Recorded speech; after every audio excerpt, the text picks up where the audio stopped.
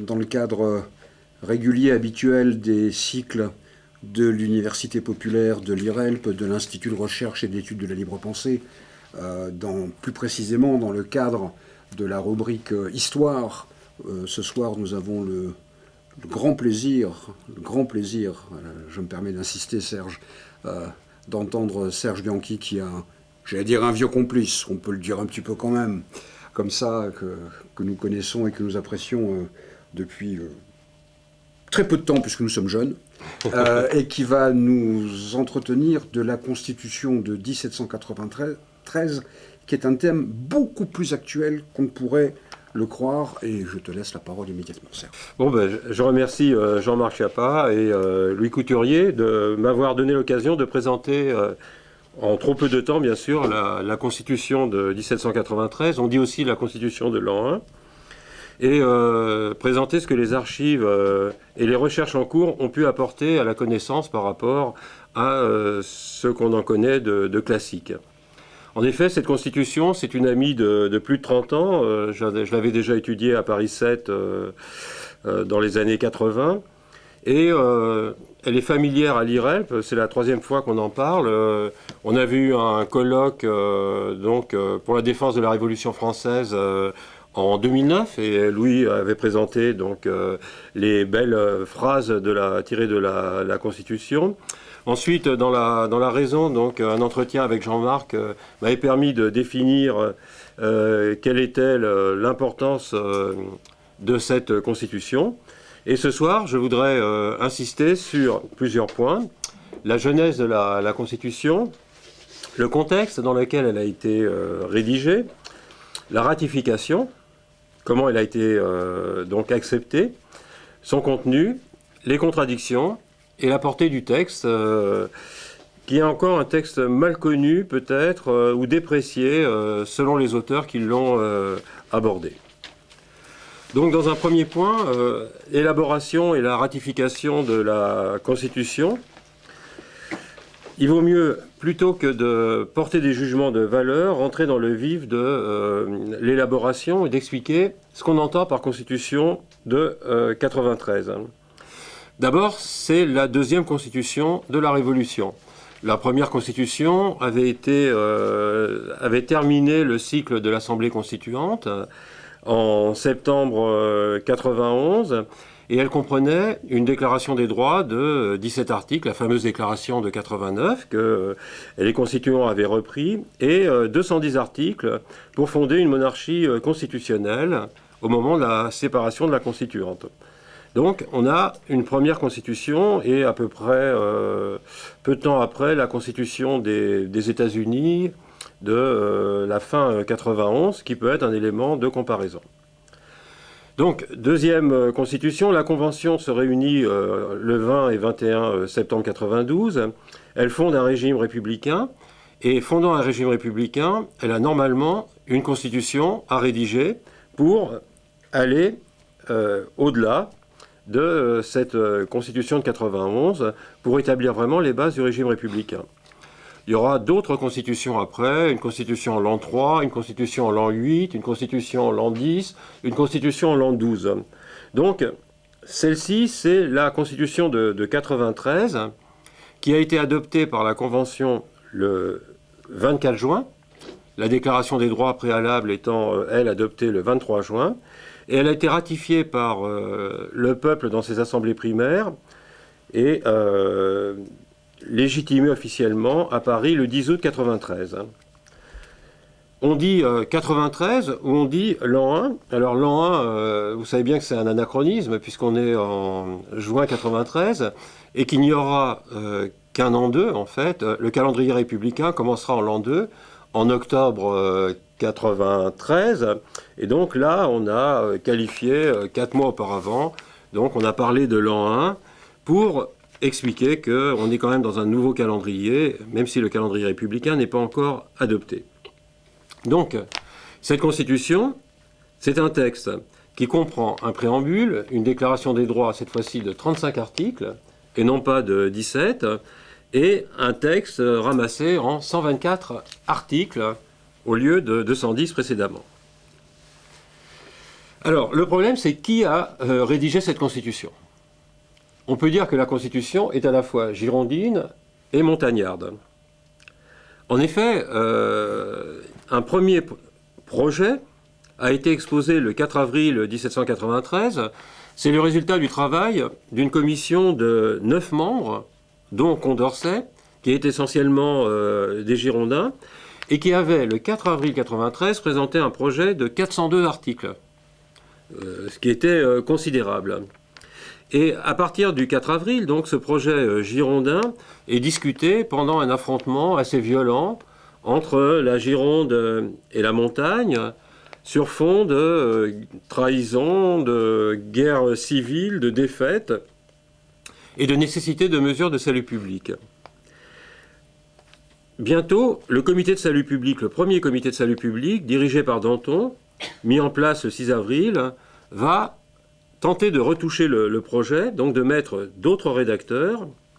Et il va y avoir une accélération de cette nouvelle rédaction après la journée du 2 juin 1993, qui renverse la Gironde, qui arrête 22 députés girondins et qui en proscrit d'autres. Donc à partir du 2 juin, le processus de rédaction s'accélère et le projet définitif est présenté le 10 juin. Donc entre le 2 et le 10 juin, c'est pratiquement tout ce qui a été refondu avec de nouveaux rédacteurs, parmi lesquels des montagnards, Hérault de Séchelles, Saint-Just, Collot d'Herbois, donc Couthon. Et le texte définitif donc, est présenté à la Convention le 24 juin. Il est voté, mais il doit être encore ratifié par le peuple souverain, ce qui n'avait pas été fait en 91, parce qu'en 91, le peuple n'avait pas été consulté. Alors, dans quel contexte se situe cette élaboration ? Moi, je pense qu'on peut parler à cette époque de double pouvoir, c'est-à-dire de partage du pouvoir entre les dirigeants montagnards, qui sont en train de dominer la Convention, avec leurs alliés, les Jacobins, les clubs bourgeois, et ce qu'on pourrait appeler un pouvoir sans culotte en gestation, avec les sections de Paris, une partie des sections de Paris, avec les sociétés populaires, en partie la garde nationale, les comités de surveillance qui forment une sorte de pouvoir local, de pouvoir à la base, en particulier à Paris. Et cette alliance entre montagnards et sans-culottes donne le ton du contenu de la Constitution. En particulier avec une exigence sociale et démocratique qui n'avait pas été jusque-là l'apanage des montagnards et du comité de salut public. Le contexte, c'est la guerre étrangère et la guerre civile. Entre avril et juin, on a eu l'acquittement de Marat, le fameux procès de Marat, qui était aussi un procès de la montagne, des défaites extérieures, en particulier la perte de la rive gauche du Rhin, le siège de Mayence, le siège de Valenciennes. Donc la guerre se porte en France, la défection de Dumouriez, et puis à la Vendée, donc le gros problème de la Vendée. En juin, donc on sait que le 10 juin, le projet est présenté, mais le 9 juin, Saumur est pris. Le 18 juin, avant le vote par la Convention, Angers est pris par les Vendéens. Et donc on est dans ce contexte qui va être aggravé par la crise fédéraliste et la révolte de nombreuses provinces à la suite de l'arrestation des députés girondins. La Convention et les sections partagent en ce moment donc le pouvoir, et il s'agit de stabiliser au plus vite la situation du pays en redonnant confiance à tous les républicains, d'où la rapidité avec laquelle le projet a été mis en place et adopté le 24 juin. Alors, en ce qui concerne la ratification, c'est là que les choses sont le moins connues. On connaît mal ce qui a été l'appel au peuple pour ratifier la Constitution, et on le connaît maintenant parce qu'il y a eu un renouveau des études électorales depuis les années 1980, et que les spécialistes des élections sous la Révolution ont étudié ces différents aspects, avec des débats d'ailleurs à l'intérieur de ces spécialistes. Il est bien évident que des gens comme Serge Aberdam, moi-même ou d'autres ne sont pas tout à fait d'accord avec des gens comme Guénifet, Garrigou et Duhamel, hein, qui sont des spécialistes, mais qui ont tendance à minorer ce qui s'est passé pendant la Révolution, et particulièrement en 1793. Alors, ce qu'il faut savoir, c'est quelques points essentiels. D'abord, depuis septembre 92, le suffrage est devenu quasi universel. C'est-à-dire que la Convention, d'ailleurs, a été élue par des assemblées primaires où votaient déjà les citoyens de 21 ans qui payaient un impôt quel qu'il soit. C'est-à-dire qu'en 93, au moment de la ratification de la Constitution, on a à peu près 7 millions de Français ayant droit de vote. 7 millions, c'est le chiffre qu'il faut retenir. En réalité, c'est moins parce que les listes électorales n'ont pas été remises à jour, il y a beaucoup de flottements, et il y a des départements qui sont soulevés sur lesquels on ne sait pas qui va voter. Le projet de Constitution, à partir du 24 juin, va être soumis au vote des assemblées primaires. Assemblée primaire de cantons, dans le cadre des cantons. Alors, il faut connaître la géographie électorale de l'époque. À cette époque, on avait 550 districts et à peu près 5000 cantons qui étaient des circonscriptions électorales, lesquelles les citoyens qui avaient le droit de vote pouvaient se réunir pour élire certaines personnes comme le juge de paix, ou là, dans ce cas précis, voter sur la Constitution. Donc, toutes les assemblées primaires, c'est-à-dire autour de 6000, vont être le théâtre d'un vote sur le texte de la Constitution. C'est un exercice de démocratie collective sans précédent, où peut-être les cahiers de doléances avaient joué un rôle aussi de consultation nationale. Mais là, il faut imaginer 6000 assemblées délibératives, où on lit, dans son intégralité parfois, des extraits, le texte de la Constitution, et qui siègent 1 jour, 2 jours, 3 jours, 4 jours, et qui vont voter pour ou contre la Constitution. Alors, il me paraît que le terme de plébiscite n'est pas apte à qualifier ce processus. Parce que les assemblées sont délibérantes, qu'on a le droit de voter non, il y aura des non, et on pourrait plutôt parler de référendum. Référendum qui est soumis non seulement aux 7 millions d'ayants droit de vote, mais aussi aux militaires, donc sur les 8 ou 9 armées de la République, et aux marins. Donc, les cantons vont voter, et ils vont apporter normalement le résultat de chacune de ces assemblées primaires, c'est-à-dire 6000 résultats. Ils doivent l'apporter le 10 août 1993 à Paris pour ratifier cette Constitution. Alors, quels sont les résultats ? Eh bien, les résultats ont été majorés par les historiens. Il semble qu'il y ait eu un peu plus de 2 millions de votants sur les 7 millions ayant droit de vote, et que ça a été extrêmement inégal selon les départements et selon la situation géopolitique. Par exemple, dans l'actuelle Essonne, si on regarde, il y a eu à peu près un tiers des assemblées où il y a eu moins de 200 présents à l'assemblée primaire, avec donc une participation très, très limitée. Il y a eu à peu près un tiers où on a eu entre 200 et 350 présents, et il y a eu à peu près un tiers où on a eu 400 à 600 présents, c'est-à-dire pratiquement tous les citoyens actifs. On est entre 10 et 80% de ceux qui auraient pu se rendre. Il faut dire aussi qu'on est en juillet, c'est l'époque aussi de la moisson, et c'est pas toujours évident pour les paysans. C'est pour ça que certains ont prolongé. Au lieu de faire 2 jours, 3 jours, on laissait les gens venir et ratifier. Donc, le plus étonnant peut-être dans cet exercice de démocratie collective, ce que j'appelle cette démocratie, c'est que dans chaque assemblée primaire, on a élu un délégué pour aller porter le résultat à Paris. C'est-à-dire qu'on peut avoir entre 5000 et 7000 délégués qui vont affluer sur la capitale pour porter le résultat des votes de leurs concitoyens. Alors, 2 millions et quelques de oui, 12 000 non. On s'aperçoit aussi qu'il y a eu quelques assemblées qui sont déterminées pour la monarchie, mais très peu. Et on a eu des amendements, une centaine de milliers d'amendements, donc on peut dire qu'il y a eu une assez forte adhésion à la Constitution de 93, même si cette adhésion vient certainement des partisans montagnards sans culottes de la République, et qu'il y a effectivement des absences. Et le 10 août, donc, c'est la fête de la régénération. C'est là que les délégués vont être mêlés au conventionnel, aux autorités, aux institutions parisiennes, dans une configuration totalement inédite. Donc, voilà les conditions de l'élaboration de la Constitution. Alors maintenant, il faut en voir le contenu. Quel est le contenu ?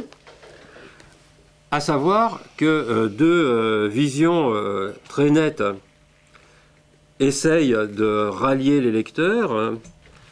D'une part, ceux qui pensent que c'est un texte qu'on qualifie de démagogique, un véritable leurre pour l'opinion publique, et ceux qui pensent que c'est au contraire un texte fondateur qui incarne des idéaux et des principes des républicains. Entre les deux, il s'agit de voir quel est le contenu réel. Donc on peut voir effectivement, en particulier dans les textes, les tenants et aboutissants de la Déclaration des droits. Le premier point, donc, ce serait l'affirmation de droits sociaux. La première nouveauté, hein, qu'il faudra voir avec l'affirmation de nouveaux droits politiques. Mais d'abord, les droits sociaux.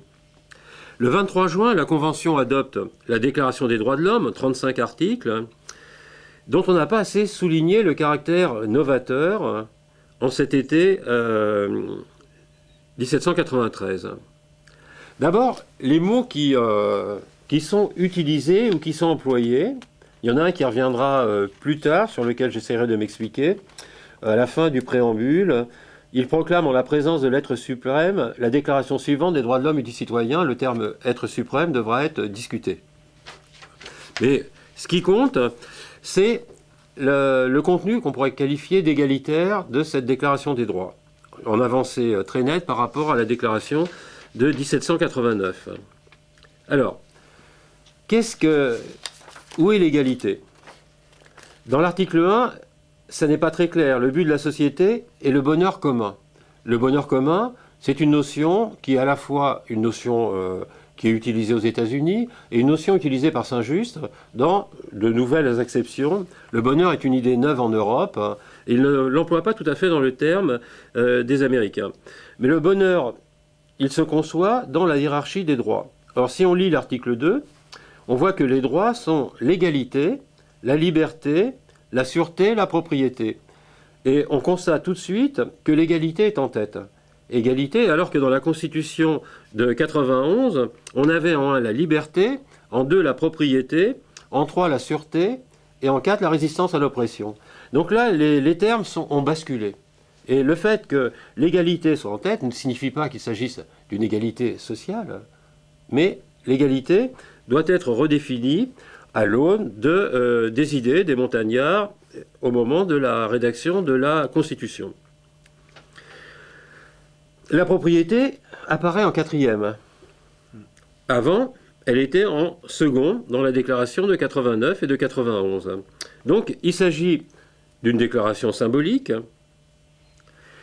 mais qui peut être rapprochée de ce qu'on appellera plus tard l'égalitarisme jacobin, et qu'il faudra aussi définir. Et cette égalité, elle est aussi dans l'accès de la population à des droits sociaux qui sont dans l'ordre de la déclaration des droits. Article 18, qui est, d'une certaine manière, le droit au travail. En fait, dans l'article 18, on abolit en fait la notion d'esclavage et de servage. C'est-à-dire que personne ne peut être obligé de servir ou sans rétribution ou sans rémunération un maître quelconque. Donc c'est un droit au travail qui reste très incomplet. L'État n'est pas obligé de donner un travail aux individus qui n'en ont pas, mais c'est un droit au travail qui trouve son complément à l'article 21 relatif à l'assistance. Les secours publics sont une dette sacrée. La société doit la subsistance aux citoyens malheureux, soit en leur procurant du travail, donc là c'est clair, soit en leur procurant du travail, soit en assurant les moyens d'exister à ceux qui sont hors d'état de travailler. Donc là, un droit au travail apparaît bien pour ceux qui ont la capacité de travailler, et ceci est totalement nouveau dans les constitutions contemporaines. Le troisième droit, article 22, là, qui suit le précédent, c'est le droit à l'instruction. Donc, c'est un droit qui a été déjà débattu avant, avec différents plans, Talleyrand, Condorcet, Le Pelletier, et qui vise à mettre l'instruction à la portée de tous.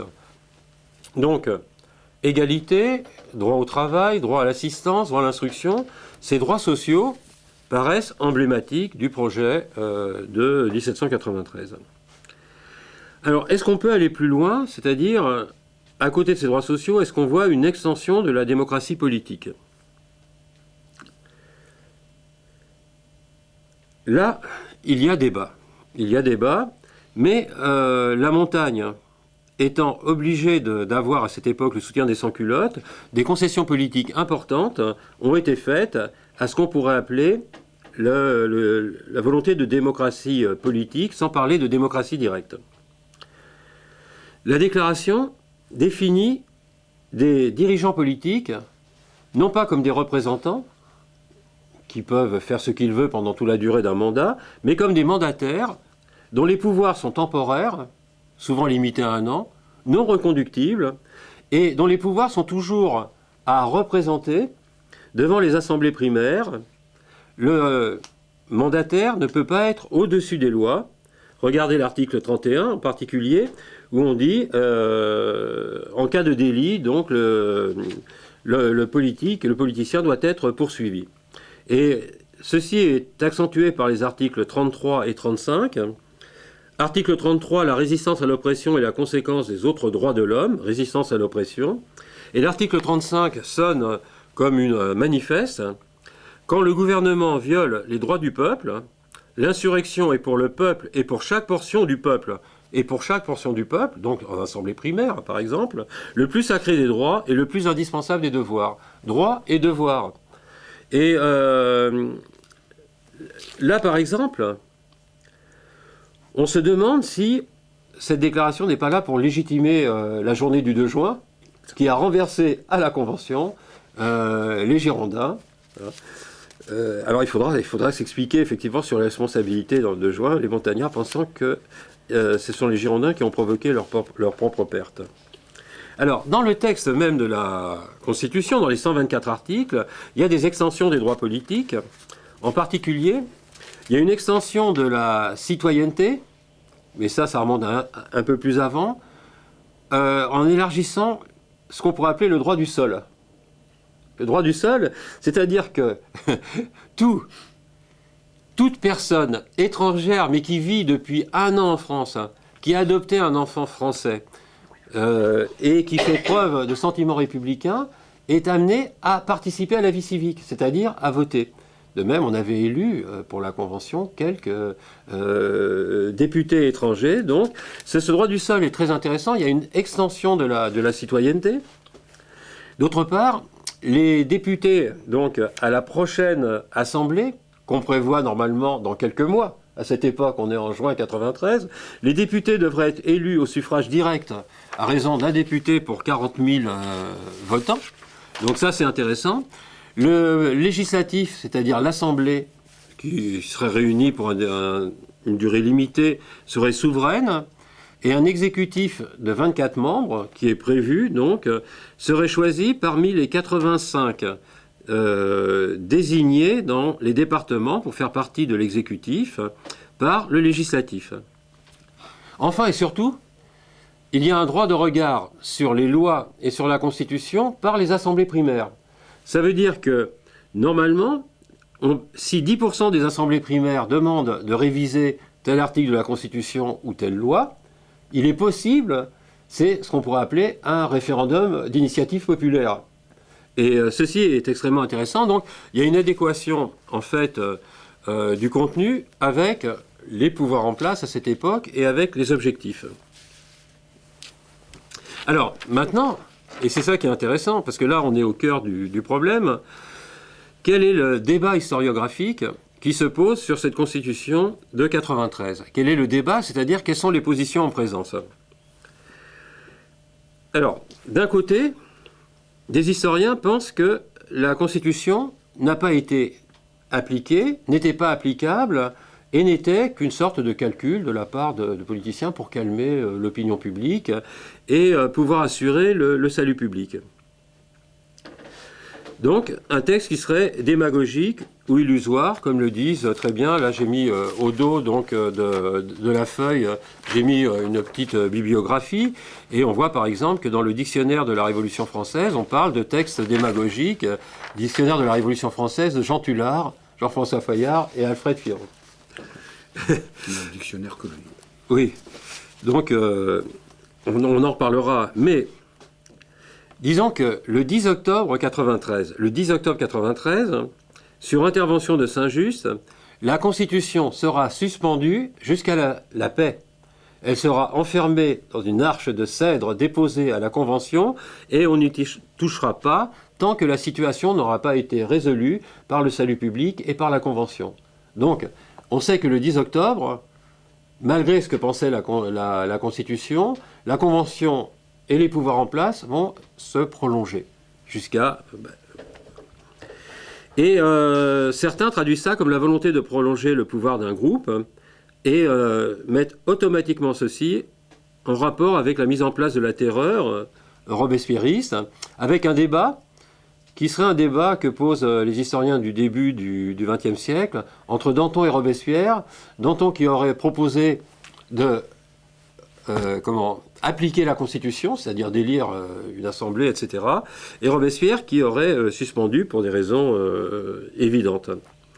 Mais d'autres historiens, et ils sont plus nombreux que les précédents, considèrent que la Constitution a été en grande partie appliquée ou réalisée, qu'elle n'est pas restée suspendue dans le vide parce que ceux qui l'avaient rédigée ont mis en place une politique adaptée aux principes qu'ils avaient définis dans de nombreux domaines et que ces principes ont été mis en place dans toute la France par des représentants en mission qui avaient été détachés juste après la ratification de la Constitution, en particulier après le 10 août, la fête de la Régénération, et que ces représentants en mission se sont appuyés souvent sur les réseaux des délégués des assemblées primaires qui étaient venus à Paris et qui ensuite les ont soutenus pendant les différentes missions, comme l'appelant Jean Lecher, etc.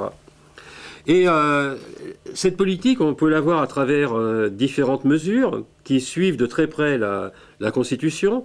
Par exemple, la levée en masse, qui se fait en août 93, c'est-à-dire au lendemain de la fête de la Régénération, qui fait que, cette fois-ci, une grande partie de la France va accepter de servir aux armées, de constituer la douzaine d'armées de la République qui vont faire face à l'invasion étrangère et qui vont repousser l'ennemi au-delà des frontières. En même temps, une politique d'économie dirigée, lorsque la Constitution avait été adoptée, la bourse avait été fermée, symboliquement.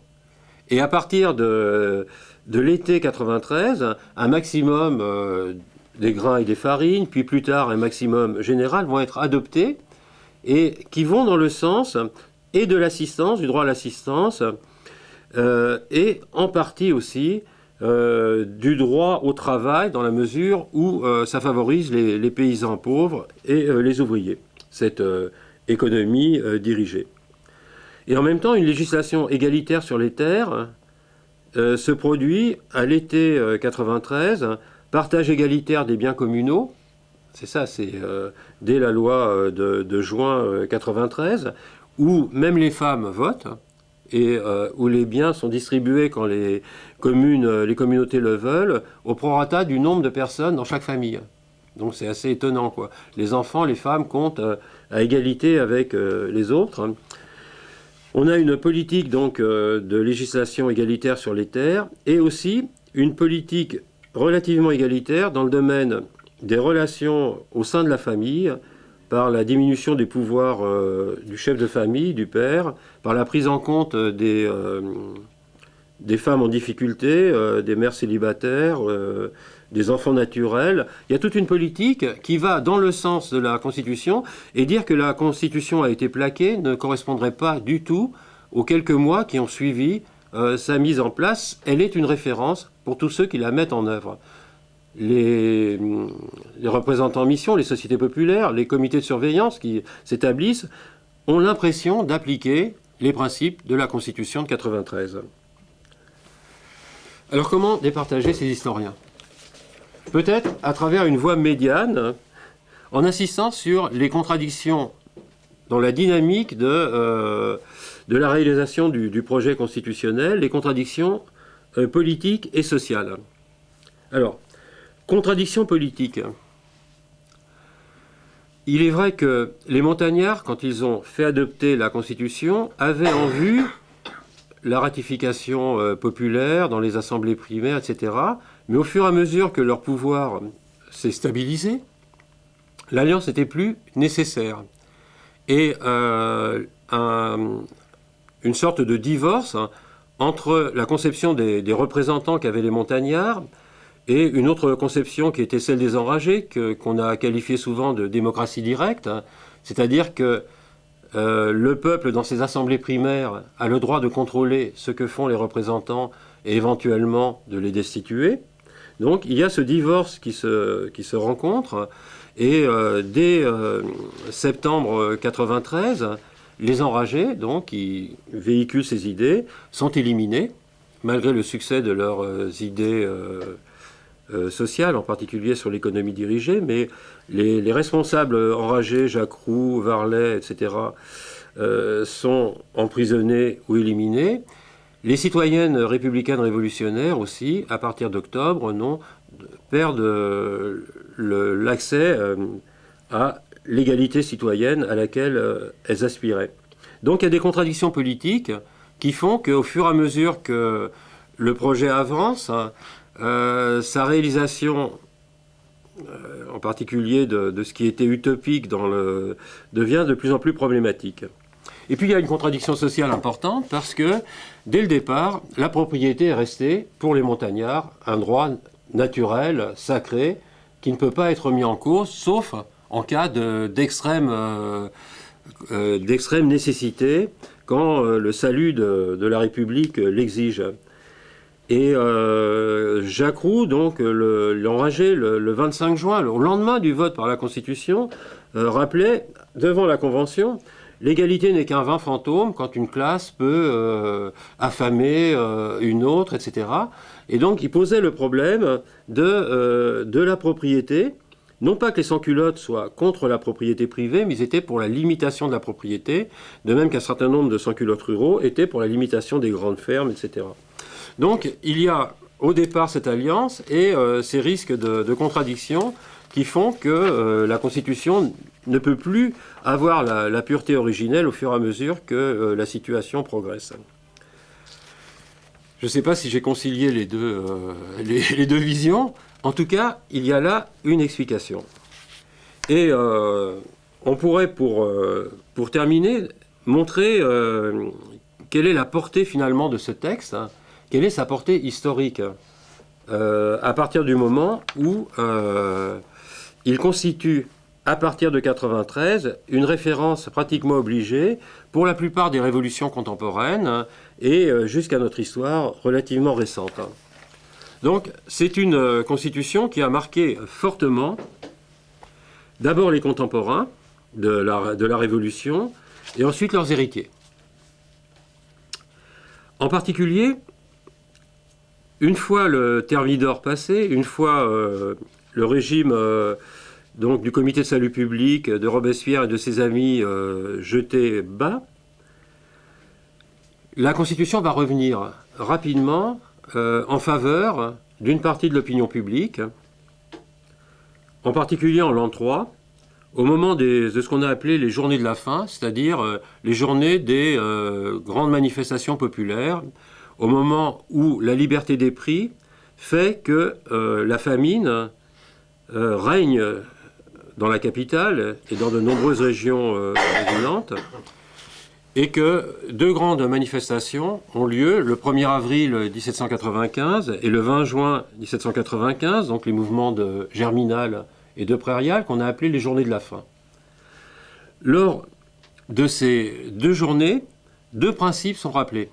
En particulier, en Prairial, le 20 juin, les manifestants, les milliers de manifestants et les femmes, donc, ont un texte de référence pour se révolter, dans lequel on réclame du pain et la constitution de l'an 1. Du pain et la constitution de l'an 1.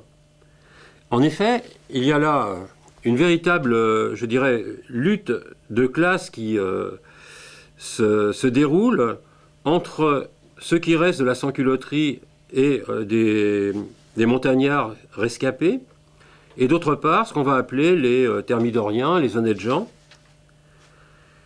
qui font que, après les journées de la faim, c'est-à-dire après la répression, tous les sans-culottes, tous les sectionnaires de l'an 2 ont été désarmés et que les femmes ont été interdites de se rassembler dans la rue à plus de 5. Donc il y a là un passage, et la Constitution est la référence des révoltés. Qu'ils aient été à un moment contre Robespierre, ils reviennent sur les conditions de l'élaboration de la Constitution de l'an 1 pour dire que c'était celle qui correspondait aux besoins profonds des masses lorsqu'elles se révoltent. Et la Constitution de l'an 3, c'est-à-dire la Constitution de Fructidor d'août 1795, va rompre complètement avec les logiques de la Constitution de 93, en particulier en établissant une déclaration des devoirs très contraignante, en éliminant le principe de l'égalité, qui avait été celui de la Constitution de l'an 1, en négligeant les droits sociaux qui avaient été proclamés dans la Déclaration des droits, et en s'éloignant de toutes les velléités démocratiques qui avaient été définies, soit dans la Déclaration des droits, soit dans le texte de la Constitution. Donc,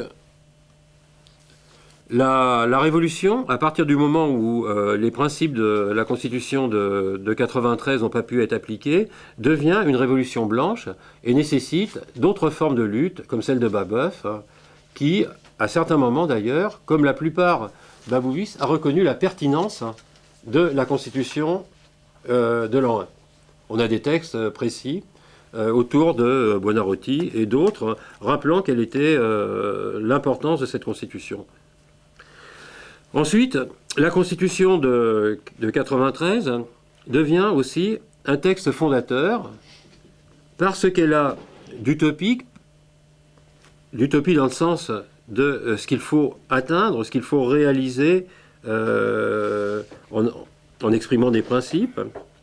Et elle a marqué profondément donc l'histoire de la République française, en particulier en 1848. En 1848, où des projets de retour aux principes de la Constitution de 93 se font jour, avec certaines réserves, c'est-à-dire que la liberté en 1848 passe avant l'égalité, et l'ordre public passe avant la résistance à l'oppression. Mais en 1948, il y a d'autres avancées, par exemple. On va un peu plus loin dans l'interdiction de l'esclavage, encore que l'esclavage avait été supprimé en principe dans la Constitution de 93 et aboli en février 1994. Donc là, c'est une deuxième suppression de l'esclavage, mais on va plus loin peut-être. On va plus loin aussi dans la volonté d'abolir la peine de mort et dans le droit au travail en partie. Donc, dans l'histoire de la République française, 1848 est une référence nécessaire à 1793, et d'autres révolutions plus contemporaines, c'est-à-dire au début du XXe siècle, vont se référer aux principes de 93 et aux grands ancêtres de 93. En particulier, ce sont les constitutions, les textes constitutionnels sur le Mexique. C'est une révolution sociale au Mexique en 1917.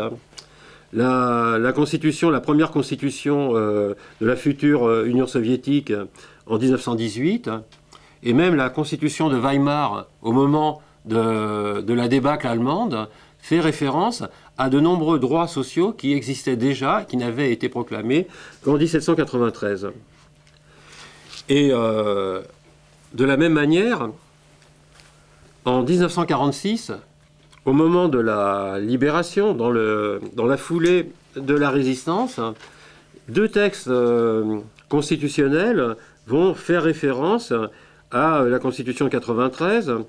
Le premier, c'est la première Constitution en 1946 qui a été rejetée par 53% des Français, mais qui affirme dans les mêmes termes la résistance à l'oppression comme en 93. Donc, et la deuxième de la fin 46, donc, qui réaffirme les droits sociaux, qui les approfondit, mais dans des termes qui rappellent, et c'est ce que disait Jean-Marc, donc, dans des termes qui réactualisent la pensée de 93, en 1793, un certain nombre de principes novateurs avaient été exprimés, peut-être en avance sur leur temps, et ils ont trouvé une résonance par la suite. Alors, il y a quand même en 1946 une différence essentielle, je reviens à l'idée que j'avais posée, c'est qu'il n'y a plus de référence à un quelconque principe divin en 1946, donc la séparation de l'Église et de l'État est passée par là, et d'autres voies aussi, alors qu'en 1793, les conventionnels avaient proclamé la Constitution sous les auspices de l'être suprême. L'être suprême, qui avait intérêt à parler d'être suprême, et pourquoi pas la raison, et la lutte entre l'être suprême et la raison vont caractériser l'histoire de la Révolution dans les mois qui vont suivre, en particulier à l'automne 93, à l'automne de l'an 2. Hein. Ce problème de la laïcité est une différence dont il faut tenir compte. Donc, au total, hein, on peut dire que la Constitution de 93, hein, c'est un moment particulier dans l'histoire de France et dans l'histoire des révolutions. C'est un moment qui a été souligné en particulier par Jean Jaurès. Louis en faisait référence lorsqu'il avait traité de cette Constitution en 2009, hein, et parce qu'elle était adaptée à un moment à la réalité politique et sociale de la France, hein, et qu'elle a défini des droits qui ont été, un moment, revendiqués, partagés et appliqués. C'est pour cette raison, je pense, que cette Constitution de 93, souvent oubliée dans les manuels, mérite d'être relue, méditée et analysée pour mesurer les progrès et souvent les reculs de notre société contemporaine, libérale, soi-disant avancée. Bravo, merci. Bravo.